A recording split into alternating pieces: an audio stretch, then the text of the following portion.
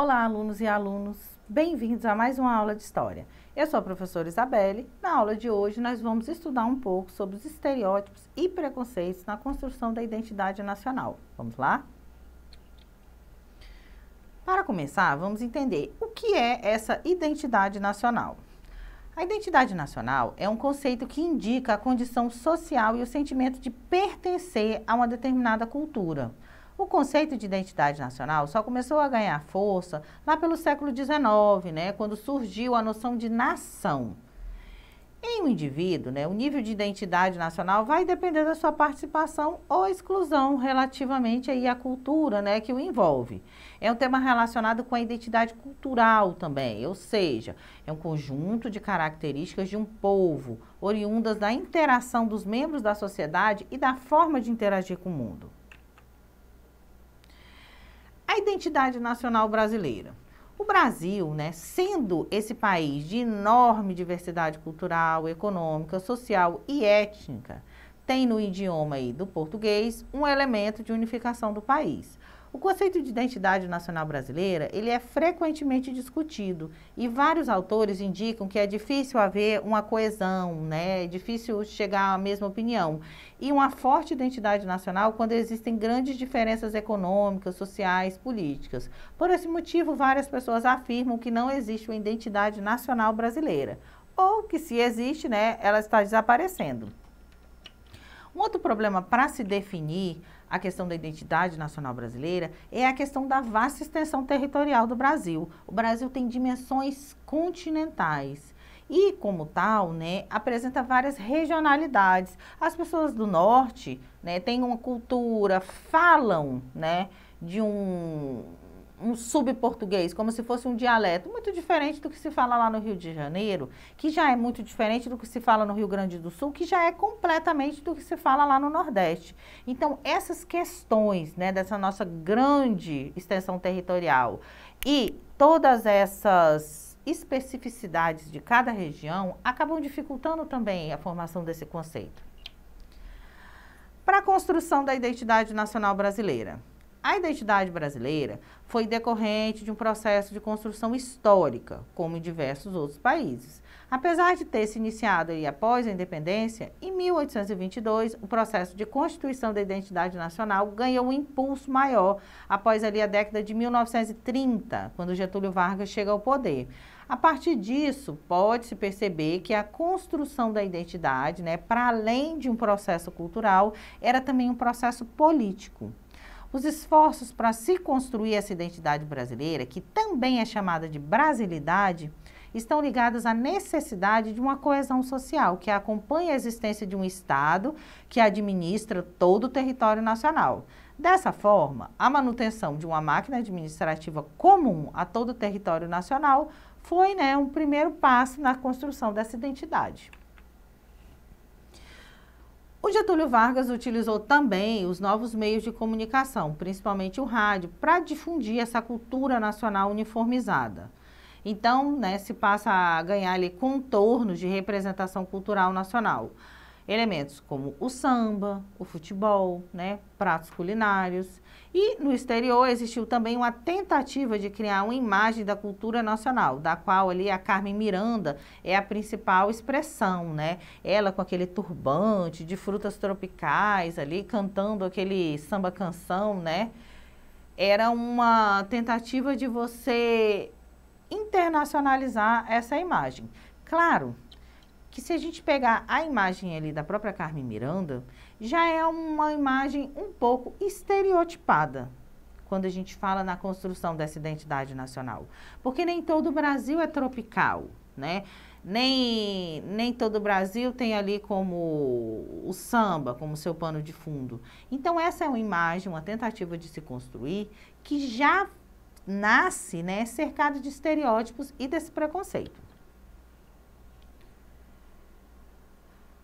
Ali por volta das décadas de 40 e 60, essa construção da identidade passa a ser realizada levando em consideração a luta contra o que era considerado uma influência colonial do que era vindo ali da Europa e dos Estados Unidos. A partir dessa década de 70, né, com a ditadura militar e sua centralização autoritária, repressiva, aliada à difusão da televisão, né, ali nos domicílios, em todos os lares, um novo momento de difusão dos elementos culturais foi conhecido, né?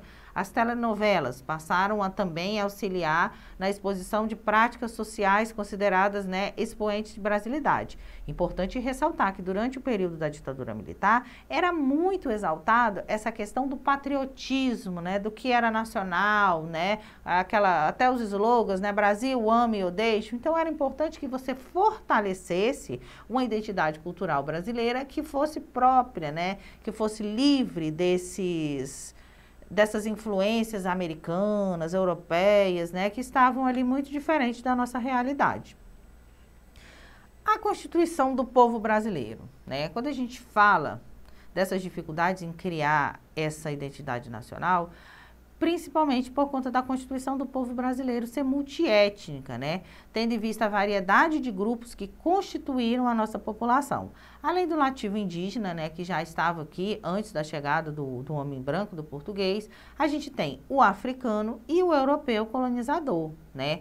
Além disso, né, importantes imigrações, né, como a italiana, a japonesa, a árabe, elas contribuíram e muito para ampliar ainda mais essa enorme diversidade, né, histórico-cultural brasileira. Portanto, essa brasilidade, a identificação do brasileiro com outros filhos do mesmo território é uma questão muito mais de pertencimento, de afetividade e simpatia individual do que um conceito social construído e fundado em critérios únicos. A identidade brasileira, em oposição à unificação de características, ela pode ser, sim, compreendida pela diversidade histórica, cultural e social do nosso povo. Agora, os problemas, né, relacionados a essa construção.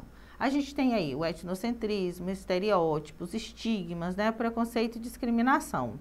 O etnocentrismo consiste em julgar a partir de padrões culturais próprios, como certo ou errado, feio ou bonito, normal ou anormal, sempre tendo como parâmetro a sua própria cultura, a sua própria visão, importante dizer. Os comportamentos, né, as formas de ver o mundo dos outros povos, né, desqualificando as suas práticas e até negando ali a sua humanidade.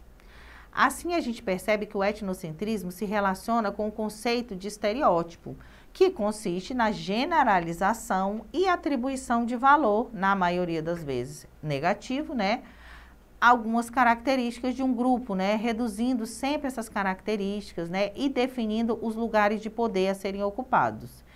Essa é uma generalização de julgamentos subjetivos, né, feitos em relação a um determinado grupo, impondo-lhe julgar, né, de inferior e incapaz. No caso dos estereótipos negativos, no cotidiano a gente temos expressões que reforçam, né, eles, né, tudo farinha do mesmo saco, tal pai, tal filho, só podia ser mulher, né? Nordestino é preguiçoso, serviço de preto, né? A gente ouve muito.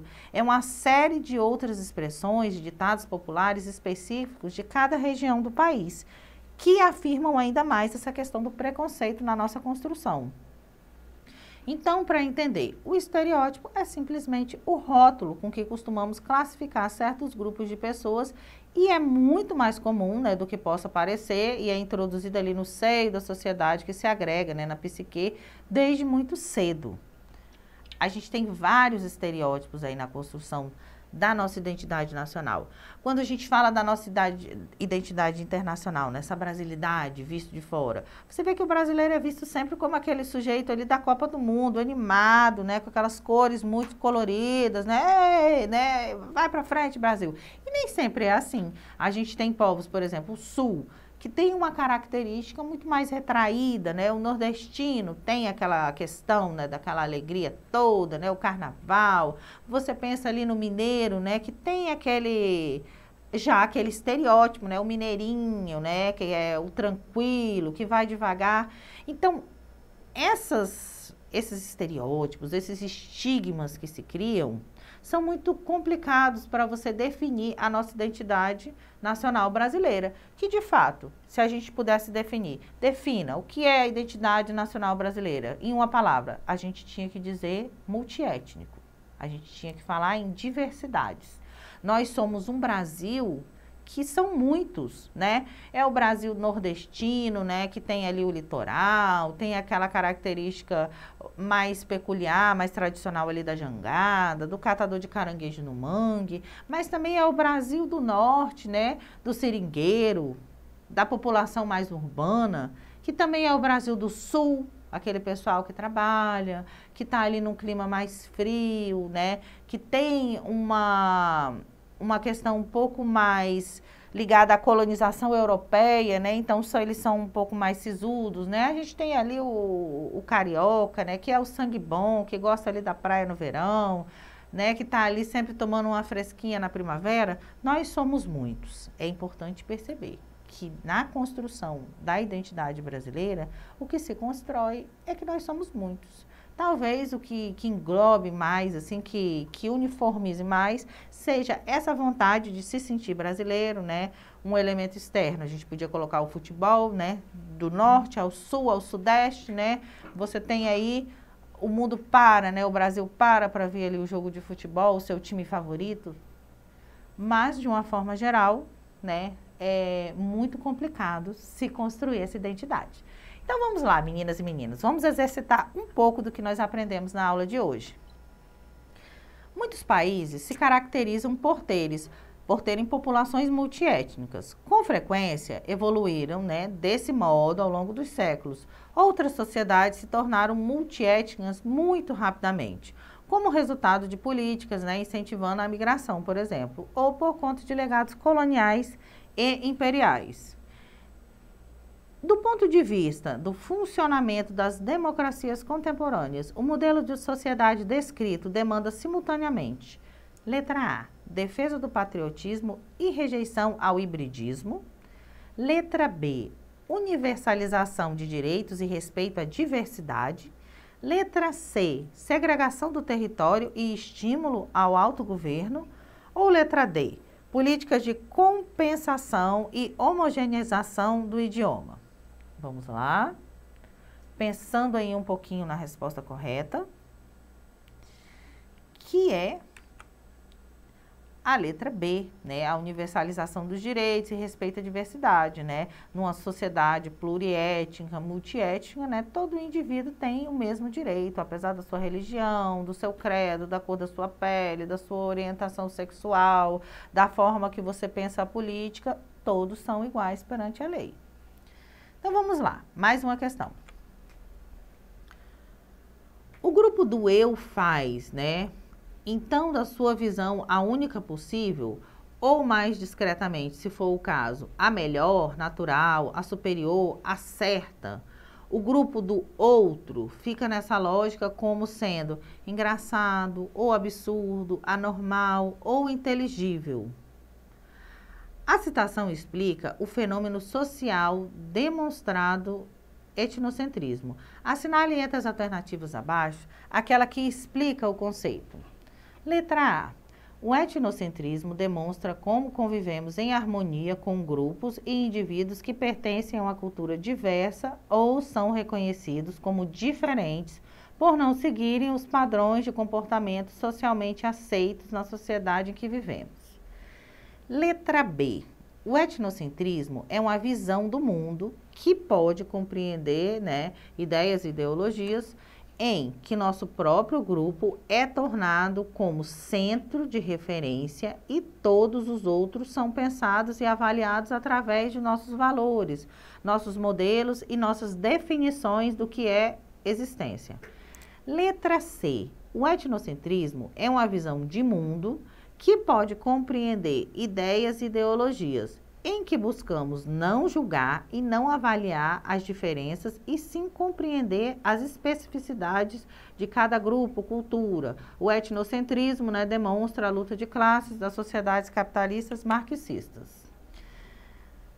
A resposta certa a gente tem aí é a letra B, né? O etnocentrismo é uma visão de mundo, né, que pode compreender ideologias e tudo, e é o nosso valor próprio, né, tornado como centro de referência. Então, alunas e alunos, por hoje é só. Para ter acesso a esse conteúdo, acesse a plataforma Eduque. Até a próxima aula. Tchau, tchau!